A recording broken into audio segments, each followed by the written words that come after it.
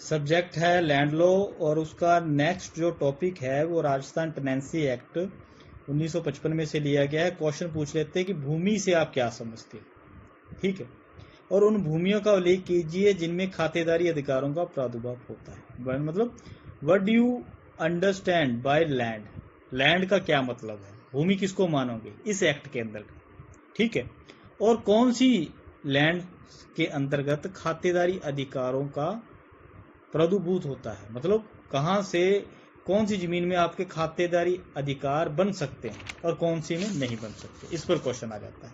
Clear. अब इसके बारे में जो एक्ट है राजस्थान टेनेंसी एक्ट 1955 उसकी डेफिनेशन उसकी सेक्शन 5 में 5 सब क्लोज 24 उसके अंदर इसकी डेफिनेशन दे रखी है, ठीक है, और सेक्शन 16 में ये बता रखा है कि कौन सी जमीन के अंदर आपके जो खातेदारी राइट्स है वो क्रिएट नहीं होते, बनते नहीं, ठीक है। सबसे पहले ये देखा जाएगा भी देखना चाहिए भी लैंड्स किसको बोला जाएगा, जमीन किसको बोला जाएगा, भूमि किसको बोला जाएगा इस एक्ट के अकॉर्डिंग, ठीक है। 1955 एक्ट का राजस्थान टेनेंसी एक्ट का सेक्शन है 5 सब क्लोज 24, ठीक है। इसके अंदर जो डेफिनेशन दे रखी है उसका निचोड़ निकालें तो ये निकलता है भी लैंड की परिभाषा में, भूमि की परिभाषा में कौन सी जमीन कौन सी भूमि इंक्लूड की गई है। उसके अंदर पहला तो आता है जो भी एग्रीकल्चर पर्पस के लिए यूज की जा रही है, ठीक है, उसको आप लैंड बोल सकते हो।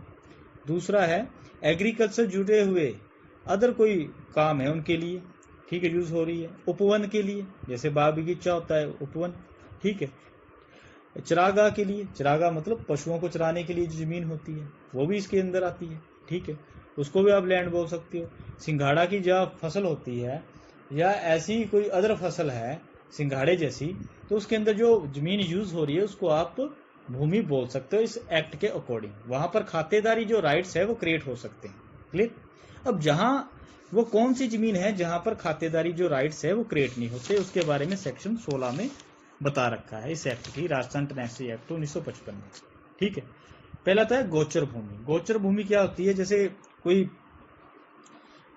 एक जमीन है, ठीक है, इसको गांव के अंदर छोड़ दिया जाता है खाली, ठीक है, ये मतलब वो जमीन नहीं है जो डेफिनेशन में दे रखी है।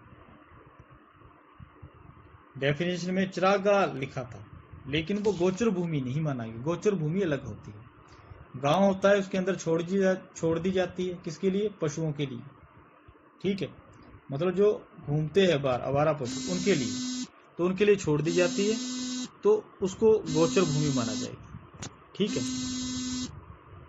और उसके बाद जो नेक्स्ट है और इसके अंदर जो दूसरा है वो उसको नदी और तालाब की भूमि, जो नदी की जमीन होती है, मतलब जब पानी चलता है उसके ऊपर, मतलब नदी के अंदर जब पानी आता है तब तो वो भरी रहती है, जब वो खाली हो जाती है तो वहां मतलब खेती बाड़ी कर लेते हैं लोग, तो ऐसी जो जमीन है उसके अंदर कहते हैं भी खातेदारी अधिकार पैदा नहीं होता, क्योंकि वो कभी कभी होती है, आकस्मिक है, परमानेंट नहीं, ठीक है। सिंघाड़ा अथवा उसके समान उपज पैदा करने के लिए जलमग्न भूमि, जलमग्न मतलब आपने बनाई नहीं है, जलमग्न जो पानी से डूबी हुई है, जैसे कि कीचड़ वगैरह हो गया जहां पर मतलब 12 महीने ही पानी रहता है। क्लियर।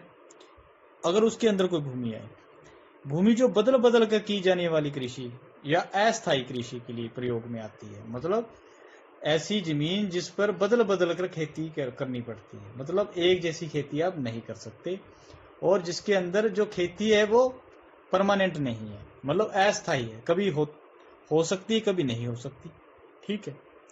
और भूमि ऐसी जमीन, ऐसे बाग, मतलब ऐसी भूमि जिसमें ऐसे बाग लगे हों जिसका जो ओनर कौन है वो गवर्नमेंट है, ठीक है।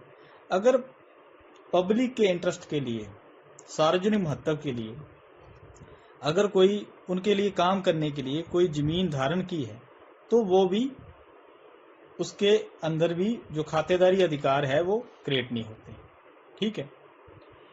अगर उसके बाद ये बताया गया है ऐसी लैंड जो इस एक्ट के शुरू होने के बाद समय या उसके बाद किसी भी समय सैनिक पड़ाव स्थलों के लिए नियत कर दी गई है, सैनिक पड़ाव स्थल क्या होते हैं कि जहां पर सेना जो सैनिक होते हैं जैसे प्रैक्टिस करते हैं या जहां पर वो काम करते हैं, ठीक है, तो वो जमीनें छावनी की सीमाओं के अंतर्गत अगर कोई भी छावनी है, सैनिक छावनी है, उसकी जुरिडिक्शन के अंतर्गत जो जमीन आती है उसके अंदर खातेदारी अधिकार पैदा नहीं हो सकते, ठीक है।